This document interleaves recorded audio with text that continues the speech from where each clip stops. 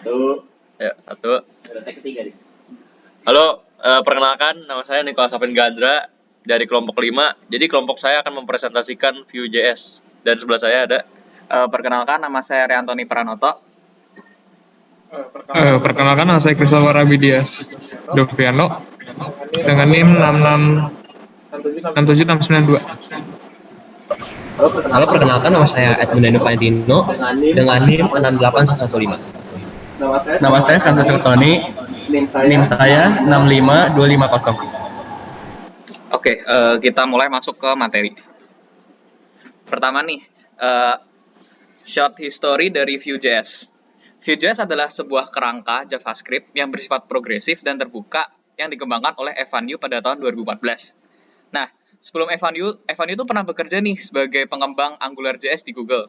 Namun karena AngularJS itu merasa terlalu berat buat dia, jadi dia memutuskan untuk membuat project-nya sendiri.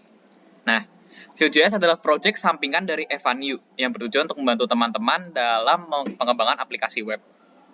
Setelah dirilis versi pertamanya, Vue.js pada tahun 2014, Evan You menerima banyak dukungan nih dari komunitas pengembang-pengembangnya. Jadi, pada tahun 2015, Vue.js dirilis dengan versi 1.0.0 yang menambahkan fitur baru dan peningkatan kinerja. Sejak saat itu, Vue.js berkembang dan menjadi salah satu kerangka JavaScript yang paling populer di dunia. Next. Oke, itu ada Vue.js yang merupakan framework dari JavaScript. Itu bersifat open source dan itu gratis, yaitu untuk digunakan oleh para web developer. Dan itu memungkinkan komunitas dari Vue.js itu di seluruh dunia dapat berkontribusi pada pengembangan framework serta memberikan kebebasan para developer untuk menggunakan atau memodifikasi kode-kode yang ada pada Vue.js.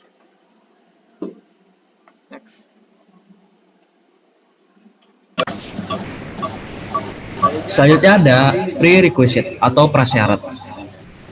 Yang pertama itu, Vue.js memiliki pemahaman yang kuat tentang HTML, CSS, dan JavaScript sebelum memulai dengan Vue.js.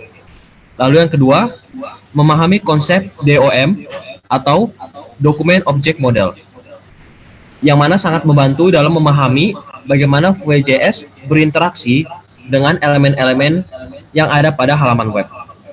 Yang ketiga, familiaritas dengan fitur-fitur dari ES6 atau ECMAScript 2015 yang memudahkan dalam menggunakan sintaks-sintaks baru yang digunakan oleh Vue.js. Yang keempat, mengenal konsep dasar dari aplikasi satu halaman atau SPA yang akan mempercepat proses pembelajaran karena Vue.js sering digunakan dalam pengembangan aplikasi semacam itu. Lalu, memahami Node.js dengan NPM atau Node Package Manager, karena Vue.js bergantung pada keduanya untuk mengelola paket dan dependensi. Lalu yang terakhir, keenam, memahami lebih mengenai React atau Laravel.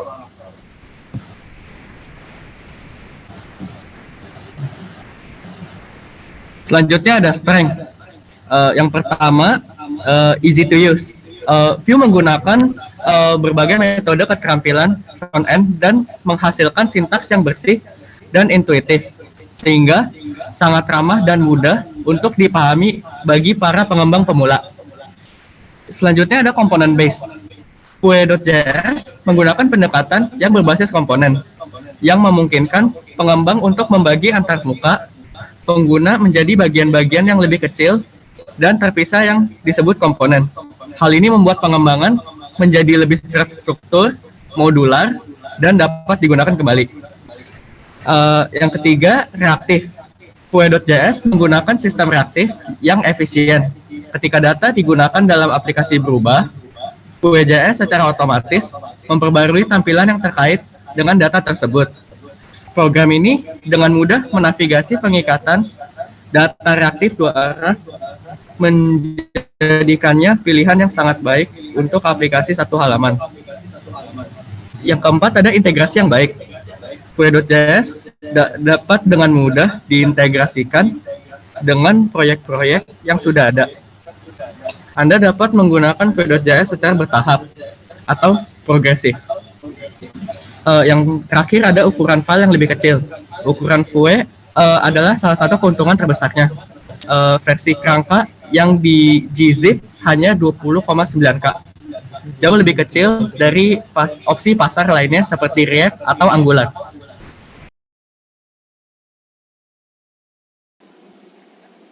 Oke, kita masuk ke limitation. Di limitation ini terbagi menjadi 5. Yang pertama adalah skalabilitas, yang kedua adalah ekosistem yang lebih kecil, yang ketiga adalah performa, yang keempat adalah masih dalam tahap pengembangan, yang kelima adalah browser capability. Yang pertama, meskipun Vue.js itu cocok untuk project-project kecil hingga menengah, ada beberapa tantangan dalam mengelola project yang sangat besar dengan Vue.js. Untuk yang kedua, meskipun ekosistem yang lebih kecil, meskipun Vue.js memiliki komunitas yang besar dan aktif, tetapi jika dibandingkan dengan framework JavaScript lain seperti React atau Angular, itu perbandingannya sangat tinggi. Lalu bagian ketiga, performa. Melalui Vue.js memiliki performa yang baik, tetapi dalam beberapa kasus, seperti ketika Anda memiliki daftar barang yang sangat besar, performa aplikasi Vue.js dapat melambat. Yang keempat, masih dalam tahap pengembangan. Vue.js itu masih dalam perkembangan aktif, sehingga masih banyak update-update selanjutnya. Yang kelima adalah browser capability. Vue.js berjalan pada client-side dan bergantung pada browser untuk mengeksekusi kode JavaScript.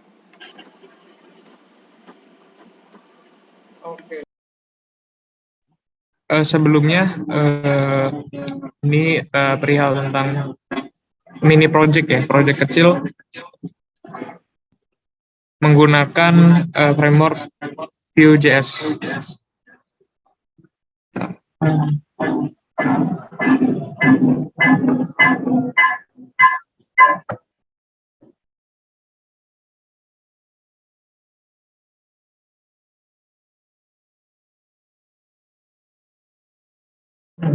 Oke, berikutlah sebenarnya contoh sederhananya ya penggunaan dari framework Vue.js ini dalam pembuatan game kecil. Yaitu seperti Traktor. Jadi kalau kita coba untuk menggunakannya menggunakan program kecil ini, ketika game dimenangkan oleh pihak ini akan muncul pop-up seperti ini. Dan ketika button reset dipencet, semua akan terulang dan game bisa dimulai kembali. Lalu, wait.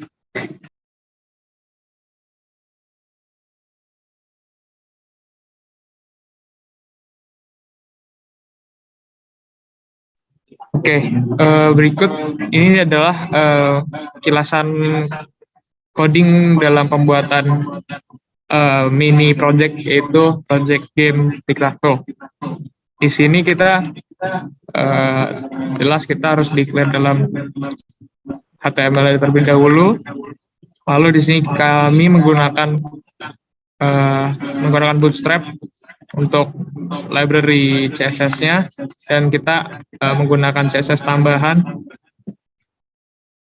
untuk membuatnya. Lalu pada bagian div ini adalah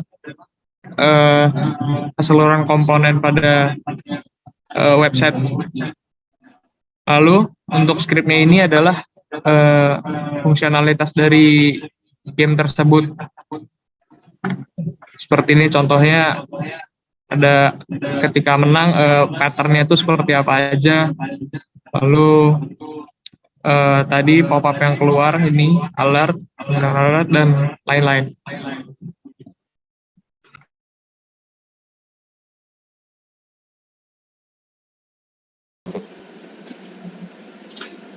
Oke, sekian dari presentasi dari kelompok 5. Terima kasih. Terima kasih.